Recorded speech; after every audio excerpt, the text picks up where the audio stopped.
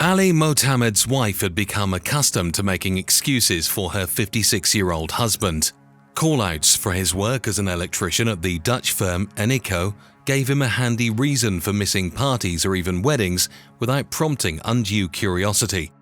A quiet, self-contained character around his colleagues, he appeared to them content to stay in watching television at the red brick home he shared with Galina and their 17-year-old son, Hendrik Maasmanstraat, in the center of a small estate of cheap modern housing in Alma, a city east of Amsterdam.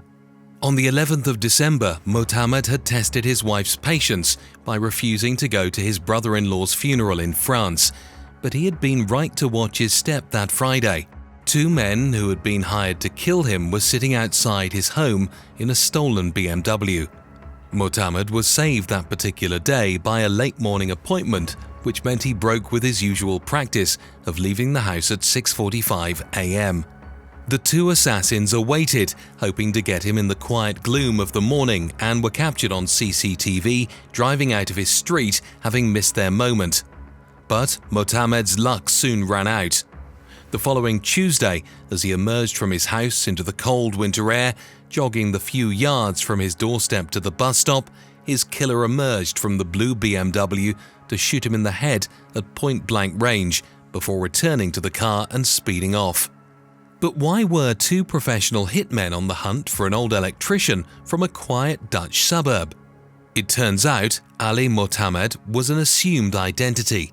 The electrician from Alma had been living a secret life, one so secret that even some members of his own family didn't know who he really was. You are watching OCG TV. Chapter 1: A Secret Life. Ali Motamed was in fact Mohammad Reza Kolani's Somadi, and when he was 23 years old, he placed the bomb which blew up 74 people of the Islamic Republican Party in Iran. The individual, known to his neighbors as Ali Motamed, relocated to the Netherlands in 1985. At first glance, he would not have appeared particularly remarkable. This was a period when numerous Iranians were escaping their homeland. However, Ali Motamed's situation was more complex. He was not merely fleeing, but rather concealing himself. He faced accusations of orchestrating the most significant terrorist attack in contemporary Iranian history. This incident, which occurred in 1981, killed 73 people. Among the dead was the second-in-command to Ayatollah Ruhollah Khomeini, then Iran's supreme leader. Following the bombing, Motamed escaped Iran but was subsequently convicted in absentia and sentenced to death. While details regarding his life in the Netherlands remain scarce, it is known that he assumed a new identity and established a new life. He married a woman of Afghan origin, and together they had a son. Motamed secured employment with a local electric company, leading a modest suburban lifestyle for many years. He maintained a consistent work schedule, earning a reputation among his neighbors as punctual and reliable. However, little was known about him beyond this facade. Unbeknownst to those around him, Motamed was acutely aware that the Iranian regime continued to pursue him, prompting him to exercise extreme caution. It had been reported that he did not disclose his true identity to his wife until several years before his passing, and his son remained oblivious to Motamed's past. Motamed had avoided events organized by his wife's family for fear of pictures of his face emerging on social media.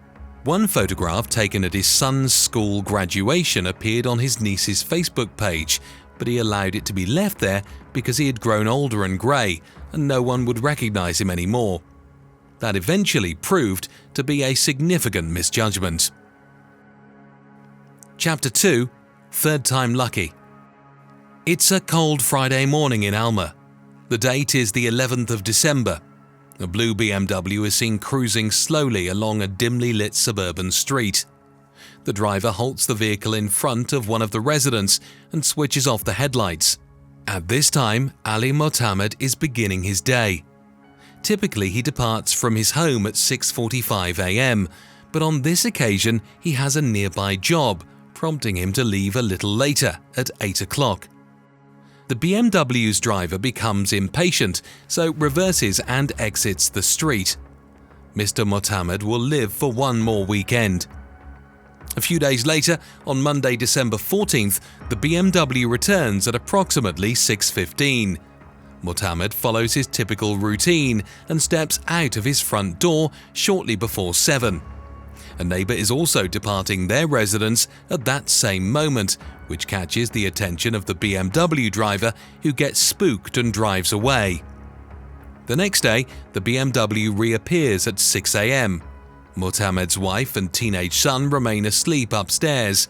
As he exits his home and closes the front door, the outside is still shrouded in darkness. There are no neighbours present this morning as the electrician approaches his van. Suddenly, a man approaches from behind and shoots him in the head. Motamed collapses to the ground, and the assailant quickly returns to the car, which then accelerates away. The getaway car burns out a short time later in the Wardenstraat area of Alma Poort, where witnesses see two men leave the scene. The BMW comes from the Utrecht region and appears to have been stolen in Bilthoven 2.5 months before the murder. A month before that, blank license plates were stolen from a car store in Nieuwegein, on which a false license plate was printed. The PGPs moved towards Amsterdam Zuidoost immediately after the first two failed shooting attempts. However, after the successful hit, they stay in Alma Poort until the evening after the murder. There is likely a hiding place within walking distance of the place where the car was set on fire. Late in the evening, the Blackberries are apparently turned off for good and they disappear. The murder would shock the locals, but it didn't really make waves in the Dutch media. The underworld in Holland was hot at that time, and gangland shootings were happening on almost a bi-weekly basis. Motamed's killing seemed like a case of mistaken identity, a tragic but more common case than one would like to imagine. The trail went cold after a few months, and everyone went on with their lives. That was until the Dutch police received a call out of the blue from a very unexpected source. Chapter 3: The Belly. In April 2016, two Irish detectives arrive at a residential address not far from the city centre. They have a search warrant because they've heard that an apartment in this building is being used as a safe house by Ireland's most powerful and dangerous criminal organisation, the Kinahan cartel. But inside, there are no Irishmen. Instead, the officers find a short man with a large belly who speaks only broken English. It's clear the man is rich. He's wearing bright blue designer sneakers covered in studs. When the detectives search the flat, they find 13,000 euros in cash and 2 Rolex watches. What's less clear is his identity. He has 2 different IDs, one Dutch, one Belgian, each with a different name.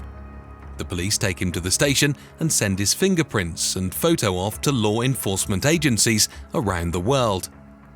It's following his arrest and us issuing an assistance request across Europe that within a number of hours, the Dutch police were in touch and identified him from the photographs and fingerprints immediately. Senior Dutch police officers then board a plane immediately and fly to Dublin. The Dutch police know who the man is. He is very well known and notorious in the Amsterdam crime scene. His name is Nafal Fassa. Nafal had been previously described by a psychiatrist as antisocial, unstable, narcissistic, easily offended, impulsive, and has a weak conscience. He later went on to be linked to a string of drug-related murders and latterly a murder broker. The Dutch police see strong evidence against Nafal messages from BlackBerry smartphones encrypted with pretty good privacy software. Just like EncroChat, PGP was another encryption software that was eventually cracked by detectives, unlocking a treasure trove of evidence against criminals they had tracked for years without any success. Police in the Netherlands think they have uncovered messages that relate to the murder of Ali Motamed, and they are being exchanged by Nafal and the Amsterdam Antillian Randall D. The police suspect Nafal is behind the usernames Wiese and Groothoofd, who communicates at length Randall D. about an upcoming need for a hitman. On the evening of November 15, 2015, Vise appears to offer Randall a nice job.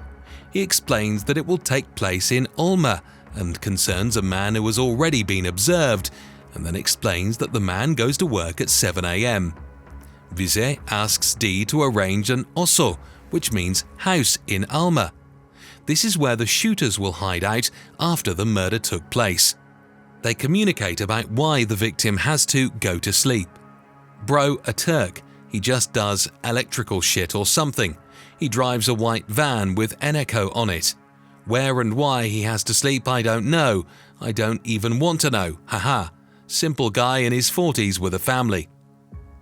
10 days later, on the 25th of November, Randall D. is arrested as a suspect in the murder of Amsterdam criminal Lucas Boom, who was shot dead in Zaandam a few months earlier. In his possession is a PGP BlackBerry phone, which is subsequently cracked. Police find that he had been sending many messages about the build-up to the murder, as at that time it hadn't yet taken place. After being interrogated about the liquidation for 3 days, D was then released. He did not know that the police had secretly put recording equipment in his clothing. In the 26 hours that he was being taped, he talked extensively with friends and a girlfriend about his preparatory role in the liquidation and the fact that a Mio had taken over his role in the execution. The police suspected that his place was then taken by Mario Menso, also from Amsterdam South. Joining him on this mission was fellow career criminal Anor Aulad Bouchia. Both Anor and Mario can be linked to a group from Amsterdam Zuidoost that had been linked to more capital crimes on the suspected order of Nafal. Bouchia's bank card was used to pay for an unusually small amount of petrol at a remote unmanned petrol station in Dovendrecht the night before the liquidation, which is suspected of being used to set fire to the getaway car. In 2019, both men were eventually jailed for over 20 years for the murder of Ali Motamed.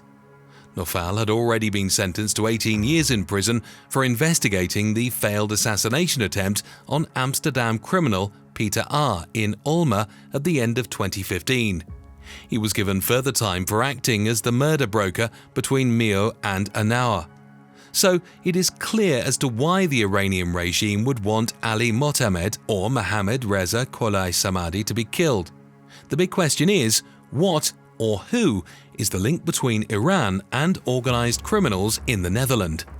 Well, that answer will shock you to say the least. Chapter 4: An Unlikely Partnership. There is a lot to cut through to understand the link. However, we will start with the Kobesi case.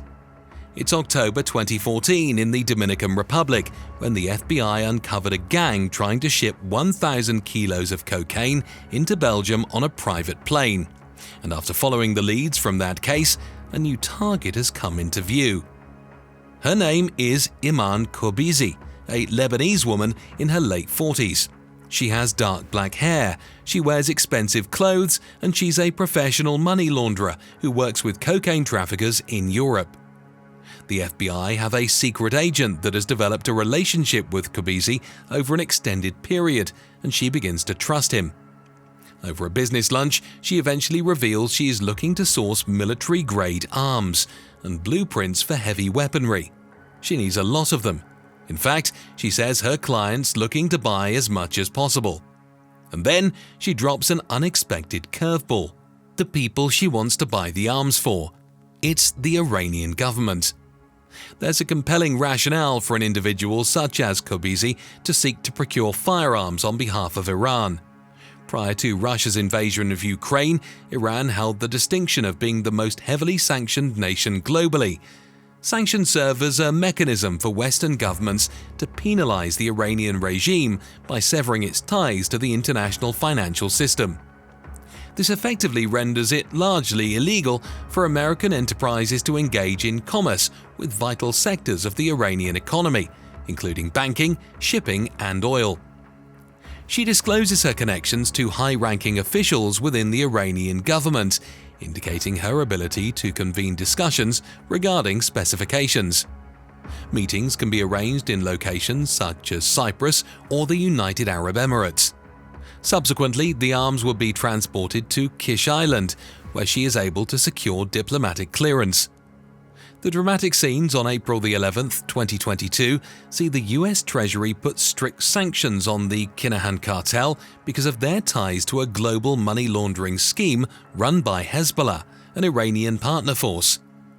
It is believed Hezbollah are providing a money laundering service for some of the world's biggest drug cartels through an informal money transfer system called Hawala.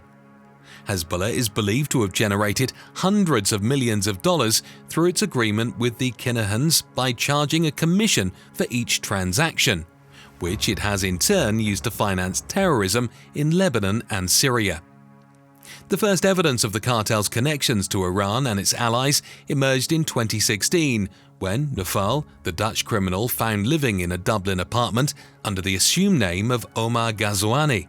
This is only one strand of the mutually beneficial relationship. Christy Kinahan has also been implicated in attempts to buy second-hand aircraft and spare parts in Africa and Central America for Iran's armed forces using an assortment of false identities and offshore companies. Without knowing exactly what was in it for Naufal Fawzi to arrange the murder of Ali Motamed that day in 2015, there is enough to read between the lines. The relationship between ostracized criminal groups and a nation cut off from the West has become mutually beneficial in a terrifying way. Motamed's death was one of two murders of opponents of the Iranian regime on Dutch territory, alongside the 2017 shooting of Ahmed Mollanissi, the leader of a separatist movement from the Iranian region of Awaz, who was found dead by his son Khaled on the doorstep of the family home in The Hague. He had been shot 5 times with a gun fitted with a silencer.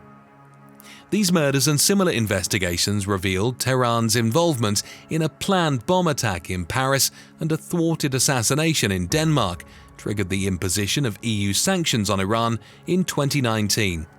The murder of the electrician on Hendrik Maasmanstraat, for all that it was a tragedy for his family and an infringement of Dutch sovereignty, may well prove to be merely a fleeting glimpse into the brutal world of realpolitik.